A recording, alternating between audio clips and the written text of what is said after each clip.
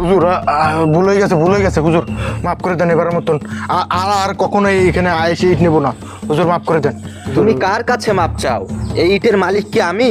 আরে এটা তো সরকারি ইট। তুমি যদি কোনো মালিকানা ইট চুরি করতা, হয়তো তার কাছে গিয়ে ক্ষমা চাইলে হয়তো সে ক্ষমা করেও দিতে পারতো, কিন্তু এখন তুমি কার কাছে ক্ষমা চাইবা? আচ্ছা বলো, তোমার কাছে কি সম্ভব হাজার হাজার মানুষের কাছে গিয়ে মাপ চাওয়া? পারবে তুমি? আচ্ছা হুজুর, তাহলে আমি এখন কি করতে পারি? উপায় তো এখন একটাই আছে। এখান থেকে তুমি যত ইট চুরি করছো সব ইট এখানে ফিরিয়ে নিয়ে আসো এবং আল্লাহর কাছে খাস দিলে তওবা করো। যদি আল্লাহ তোমাকে মাফ করে দেয়, তুমি 5 ওয়াক্ত নামাজ পড়ো এবং আল্লাহর কাছে চাও, আল্লাহ ঠিকই তোমার একটা রিজিকের ব্যবস্থা করে দিবে।